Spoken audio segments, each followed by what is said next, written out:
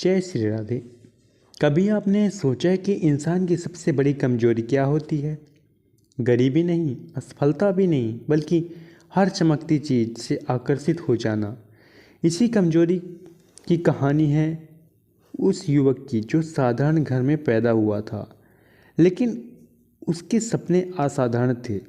एक दिन उसने शहर की सबसे ऊंची इमारत के सामने खड़े एक अत्यंत ही धनवान व्यक्ति को देखा।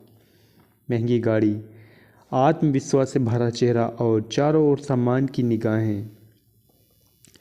उस एक दृश्य ने युवक के भीतर आग जला दी। उसने उसी क्षण निश्चय कर लिया कि वह भी अमीर बनेगा, चाहे जो हो जाए, जैसे करे। अगले ही दिन से उसने पढ़ाई लिखाई, शांति और संयम सब छोड़कर धन कमाने की दौड़ शुरू कर दी। सुबह से रात तक वह काम करता, नए नए तरीके अपनाता। पैसा आता भी गया और देखते देखते उसके पास अच्छा खासा धन इकट्ठा हो गया।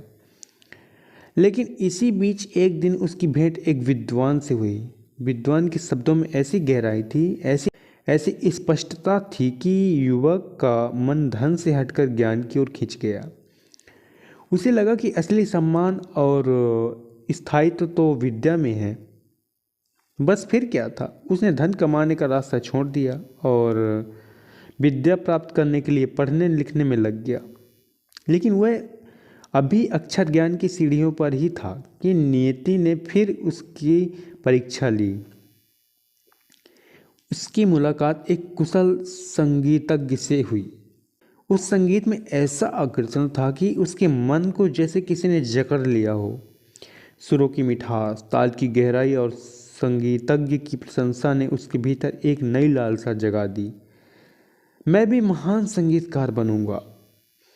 उसी दिन उसने पढ़ाई भी छोड़ दी और पूरी तरह संगीत सीखने में जुट गया। इस प्रकार उसका जीवन दिशाहीन नाव की तरह हो गया, कभी धन की ओर तो कभी विद्या की ओर तो कभी संगीत की ओर। बरसों बीत गए, न वह सच्चा धनवान बन पाया, ना ही विद्वान और ना ही अच्छा संगीतज्ञ। हर अधूरा प्रयास उसके मन में पछतावे की एक नई परत जोड़ देता। एक दिन जब उसने अपने जीवन को पीछे मुड़कर देखा तो उसे लगा जैसे उसने समय को मुट्ठी में लेने की कोशिश में उसे पूरी तरह खो दिया हो। उसी गहरे दुख और खालीपन के क्षण में उसकी मुलाकात एक महात्मा से हुई। ऐसे महात्मा जिनकी आंखों में अनुभव की शांति और चेहरे पर सहज ही मुस्कान थी। युवक ने अपने जीवन की पूरी कहानी महात्मा को सुना दी। कैसे वह एक लक्ष्य से दूसरे लक्ष्य की ओर भटकता रहा, कैसे हर बार किसी नए आकर्षण ने उसका रास्ता बदल दिया और कैसे अंत में उसके हाथ ताकि खाली ही रह गए। महात्मा शांत भाव से सब सुनते रहे और फिर मुस्कुराकर बोले, बेटा, दुनिया बहुत चिकनी है। जहाँ भी जाओगे कुछ ना कुछ वहाँ आकर्षण जरूर मिलेगा। अगर हर आकर्षण के पीछे भागते रहोगे तो पूरी जिंदगी भी कम पड़ जाएगी, पर तुम कहीं नहीं पहुंच पाओगे। उन्होंने आगे कहा, एक निश्चय करो, एक लक्ष्य चुनो और फिर पूरे तन मन प्राण से उसी में लग जाओ। सफलता कोई जादू नहीं है, वह निरंतरता की संतान है। बार बार रुचि बदलना ऐसा ही है जैसे हर दिन नया रास्ता पकड़ लेना। मंजिल कभी नहीं मिलेगी। महात्मा के शब्द युवक के हृदय में गहराई तक उतर गए। पहली बार उसे अपनी भूल स्पष्ट दिखने लगी। उसने समझ लिया कि समस्या क्षमता की नहीं थी, समस्या एकाग्रता की थी। उसी दिन उसने ठान लिया कि अब वह एक ही मार्ग चुनेगा और उसी पर अडिग रहेगा।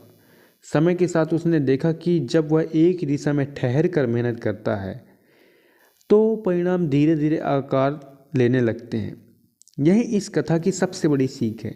एक साधे सब सधे, सब साधे सब जाएं। यानी जो व्यक्ति एक लक्ष्य को साध लेता है उसके लिए बाकी रास्ते अपने आप खुलने लगते हैं, लेकिन जो सब कुछ एक साथ पाना चाहता है वह अंत में कुछ भी नहीं पा पाता।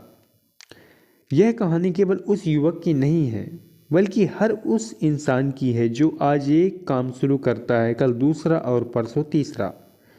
अंत में प्रश्न आपसे है, क्या आप भी हर नए आकर्षण के पीछे भाग रहे हैं, या आज एक लक्ष्य चुनकर उस पर टिके रहने का साहस करेंगे, क्योंकि याद रखिए, सफलता भटकने वालों की नहीं, ठहर कर तपने वालों को मिलती है। जय श्री राधे।